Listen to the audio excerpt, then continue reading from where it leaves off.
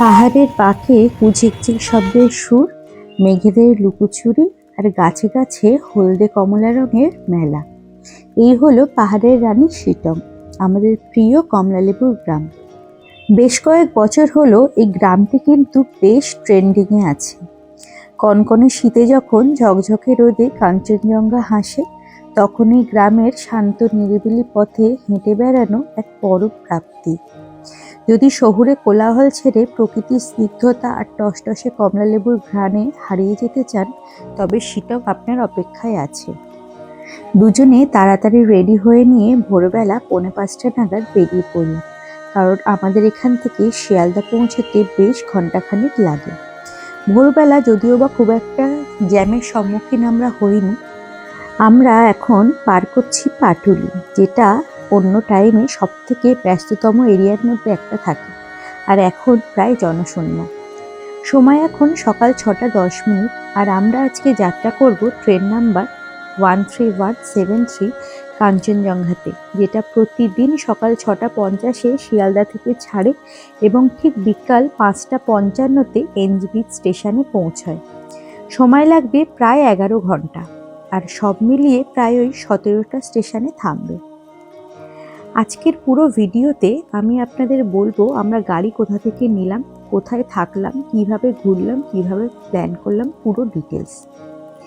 এখন আমাদের ট্রেন শিয়ালদা থেকে ছেড়ে দিয়েছে। ভোরের আলো কিন্তু একেবারে ফুটে গেছে। দেখো, ট্রেনটা কিন্তু একদম সঠিক সময়ে ছেড়েছিল, একটুও লেট করেনি, তাই বেশ একটু আনন্দই পেয়েছিলাম। যাত্রার শুরুতেই আমরা দক্ষিণেশ্বর ক্রস করছিলাম এবং মাকে নমস্কার করে যাত্রার শুভ সূচনা করলাম। জানেন তো, কলকাতার এত কাছে থাকা সত্ত্বেও অনেকদিন পরেই এই দক্ষিণেশ্বরের উপর দিয়ে যাত্রা করছি। জলপাইগুড়ি স্টেশন থেকে আমাদের আগে থেকেই গাড়ি ঠিক করা ছিল, আমাদের আগমনী দিদি ভাই ঠিক করে দিয়েছিলেন। আমরা এখান থেকে গেছিলাম রয়্যাল ভিউ হোমস্টেতে, যেটার পুরো দায়িত্বে কিন্তু আগমনী দিদি আছেন। আমি স্ক্রিনে আপনাদের নাম্বারটা প্রোভাইড করে দেবো, আপনাদের যদি মনে হয় আপনারা এখানে কল করে নিতে পারেন। এনজিপি থেকে রিসিভ করা থেকে আবার এনজিপিতে ফেরত পাঠানো পর্যন্ত কোনো একটা সময়ও আমাদের নিরাশ করেননি।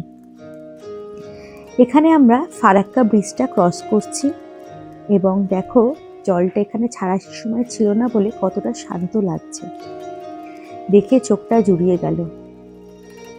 সামনে নদী আর হলুদ ক্ষেত দেখতে দেখতে আমরা এগিয়ে চললাম গন্তব্যের দিকে। চারিটা দিক কেমন দেখো, সর্ষের ক্ষেতে হলুদ হয়ে আছে, চোখ ফেরানোই যাচ্ছিল না। এত সুন্দর দৃশ্য দেখে সত্যিই মন ভরে যায়। তো ফাইনালি আমরা প্রায় 40 মিনিট লেট করে পৌঁছে গেলাম নিউ জলপাইগুড়ি স্টেশনে।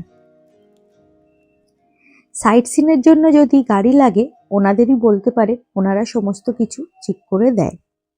আপনারা নিজেরা চাইলেও এখানে প্ল্যান করে নিতে পারেন। তো আমাদের গাড়ি ওই যে বললাম এসে গেছিল। ছোট গাড়ি এখান থেকে 3000 টাকা নেয় এবং বড়গুলো 5 থেকে 5,500 টাকার মতো নেয়। এখানে নেমে আমরা কিছুটা চা খেয়ে রেস্ট নিয়ে আমাদের গন্তব্যের দিকে এগিয়ে গেলাম। এখন স্টেশনটা অনেকটাই পাল্টে গেছেন, যারা নতুন এসছেন দেখেই বুঝতে পারবেন। আর স্টেশন থেকে প্রায় কিছুটা দূরেই কিন্তু প্রচুর রকম হোটেল রেস্টুরেন্ট আছে, যেখান থেকে আপনারা ব্রেকফাস্ট অথবা অন্য যে কোনো সময় দুপুরের খাবার, রাতের খাবার খেতে পারেন। এখান থেকে কিছুটা এগিয়ে গেলেই আপনারা পুরো কার পার্কিং এর এরিয়াটা দেখতে পাবেন, যেখানে আপনারা আপনাদের পছন্দ মতো গাড়ি আর পছন্দ মতো জায়গা ঠিক করতে পারবেন। আমাদের যেহেতু আগে থেকেই বুক করা ছিল, তাই ভাই চলে এসেছিল এবং আমাদের ওই লাগেজটা নিয়ে এগিয়ে যাচ্ছিল। আমাদের অনেকটাই লেট হয়ে গেছিল, কারণ আমাদের ট্রেনটা অলরেডি লেট করে ফেলেছিল, তাই আমরা এখানে বেশি সময় নষ্ট না করেই এগিয়ে গেলাম। ভাইকে বলা হলো খুব ভালো একটা চায়ের দোকান দেখে দাঁড় করাতে। চা খেয়ে আর পোষায় না আমাদের, যত খাই তত কম হয়ে যায়। তো তাড়াতাড়ি গাড়ির কাছে চলে যাওয়ার পর আমরা রওনা দিয়ে দিলাম। তোমরা চারিপাশটা দেখতেই পাচ্ছ, গাড়িতে ভরে গেছে। এখানে বাইরের কোনো গাড়ি কিন্তু অ্যালাউ নেই, সমস্ত কিন্তু এখানে কার পার্কিং এ, যেখানে যাবে তোমরা এখান থেকেই কন্ট্যাক্ট করে নিতে পারবে। তো আমরা সময় নষ্ট করলাম না, চলে গেলাম গাড়িতে। যেই না গাড়িতে উঠলাম তখনই হলো আসল খেল। আমার শরীরটা আস্তে আস্তে খারাপ করতে শুরু করলো, তাই আর বেশিক্ষণ ভিডিও করে উঠতে পারলাম না। এটা ছিল আমাদের ডে 1 এর ঘটনা। তো কোনো রকমে অতি কষ্টে আমরা হোটেলে পৌঁছালাম এবং সেদিন কোনো রকমে খাওয়া দাওয়া করে শুয়েও পড়লাম। ডে 2 তে আমরা কোথায় কোথায় যাব, কি দেখবো, সেই সব ডিটেলসও তোমাদের সাথে শেয়ার করব।